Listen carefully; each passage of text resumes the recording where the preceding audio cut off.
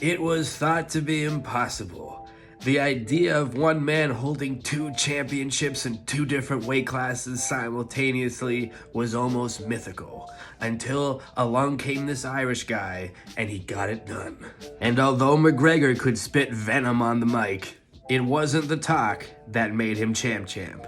With an extremely unique style that was a combination of traditional martial arts kicks from karate and taekwondo and a touch of death left hand, Connor McGregor put Irish mixed martial arts on the map. In this video, we'll be breaking down all the weapons inside of McGregor's arsenal. In part 1, we'll begin by breaking down his traditional martial arts kicking techniques. And in part 2, we'll begin to dissect that infamous left hand. In part 2, we'll also learn the larger strategy that McGregor plays by setting up his punches with his kicks. This is the ultimate McGregor breakdown. A lot of people don't realize it, but one of the techniques that McGregor throws the most is this high roundhouse kick, and he has had some great success with it. Let's break it down. Now, this is a kick that McGregor is going to throw with his rear leg in a circular fashion. Being a southpaw fighter, it usually works best when his opponent is orthodox, which is most people, because most people are orthodox. Most people in the sport use the Thai-style version of the kick, which is really powerful, but easy to see coming if thrown by itself. McGregor uses the traditional karate taekwondo style of the kick, which is less powerful, but he can get away with just throwing it by itself because it has a lot less telegraph. Now, this fits into the larger game in 2 ways. 1, pins the opponent's rear hand against their head. They're scared of the kick, much less likely to throw across with that hand. 2, McGregor uses this kick to herd his opponent to the right. That'll be important later on when we talk about his left hand. Now, if you rewatch the Diaz 2 fight, you will see that McGregor has a real good low kick. Now, this is a weapon we don't really see in McGregor's game until the Diaz 2 fight for 2 reasons. 1, it was pretty specifically developed for Diaz because of the way that he stands. 2, both fighters need to have the same leg forward. For McGregor, that means that he needs to be facing a southpaw for the kick to be open. It's just more rare for a southpaw to meet another southpaw because most people are orthodox and not southpaw. Now, he may not have thrown it in a lot of different fights, but he hit it a lot in the Diaz 2 fight, and not just superficially. Look at the shin connection right on the thigh there. That hurts an awful lot no matter how tough you are. Now, what I would actually love to see from McGregor is if he could start kicking some calves like what happened to him in the Poirier fight. That would be a great addition to his game. And just a side note, this is another kick that moves the opponent to the right.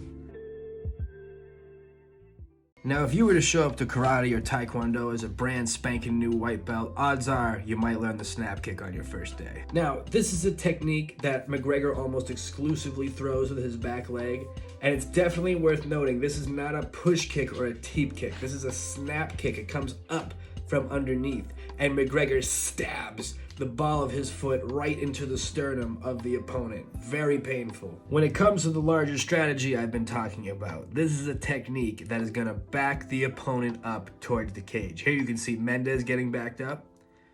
We can see him getting backed up again there, and here you see Eddie getting backed up.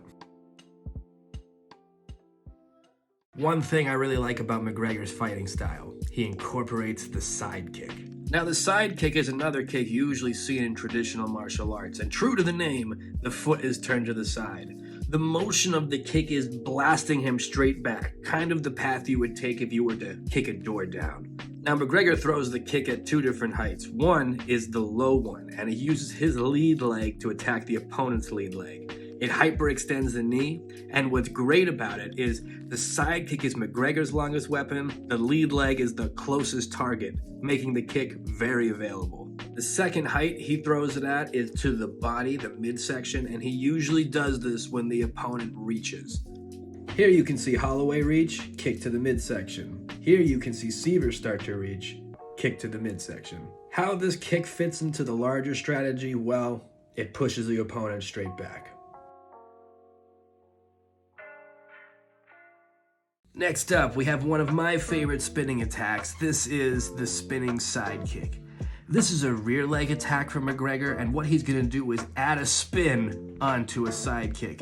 He's used them a lot at featherweight, And here's how this one works. 1, McGregor is going to look over his back shoulder. 2, he's going to cock up his leg for a side kick. 3, he's going to blast a side kick that's added the power of a spin into the opponent. Now, as part of the larger strategy that's at work here, when McGregor throws this, he usually backs his opponent up.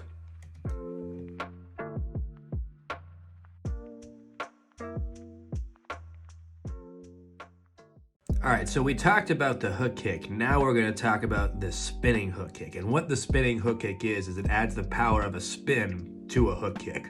So here's how he does it. First thing McGregor's going to do is look over his back shoulder. That's going to generate a spin, and McGregor's going to channel the momentum of that spin into the hook kick. Now McGregor throws this technique in 2 ways. The first way that he throws it is the way that they usually throw it in capoeira, which is where he puts his hand on the ground.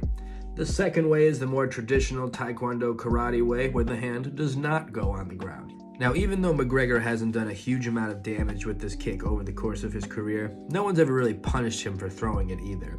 It also fits into his larger strategy because it gets the opponent onto McGregor's right. Here you can actually see it again. Notice he throws the kick, gets the opponent on his right. That'll be important when we talk about his left-hand setups later on.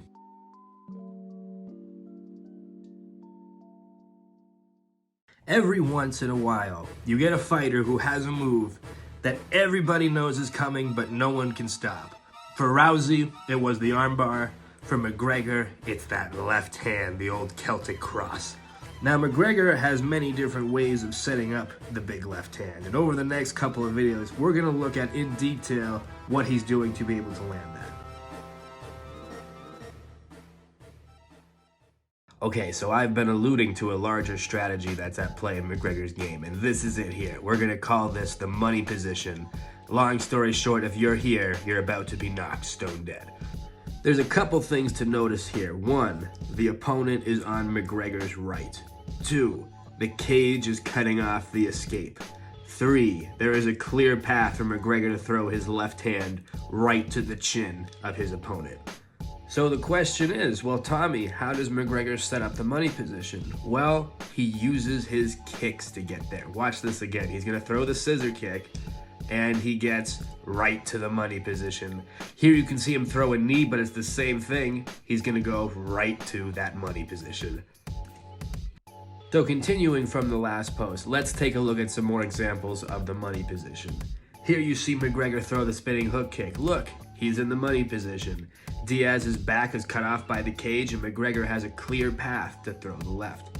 So here it is again, spinning hook kick and right to the left hand. So what is McGregor doing here? Well, basically he uses his kicks to get you backing up to the right, and eventually you can't back up to the right anymore.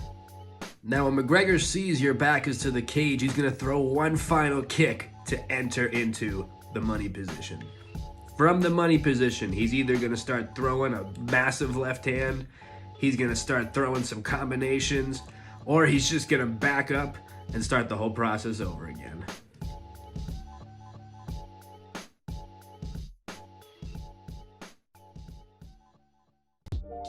Alright, now McGregor just crushes people with this move. This is the hand trap. Now this move happens really fast. See if you can see it. If you can't, I'm gonna help you. Watch that right hand. As Diaz punches, McGregor pulls the punch down, opening up a path for that beautiful left-hand shot. Now, at this point, I've watched a lot of McGregor footage making this breakdown, and this technique is probably responsible for the most concussions of all McGregor's arsenal. McGregor actually used this technique to knock out Aldo. Watch. Hand on top, pushes the hand down, opening the path for that savage left-hand cross. Probably the most basic way to set up any rear hand attack. This is using the jab. The way this works is the jab is like a rangefinder. It distracts the opponent and it stuns the opponent, making it a lot easier to land that rear hand. So McGregor uses this setup in 2 ways. 1, he throws a jab that's fully meant to hit you, then he throws the left hand after that. 2, he makes it look like he's gonna throw a jab, then he throws the left hand immediately after that.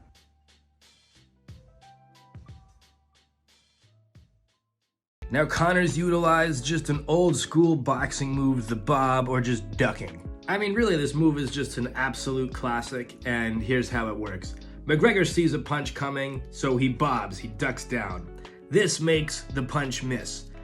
As he misses, Connor's gonna come up, and now there's a very clear path to the target for McGregor to just crush somebody with a left hand.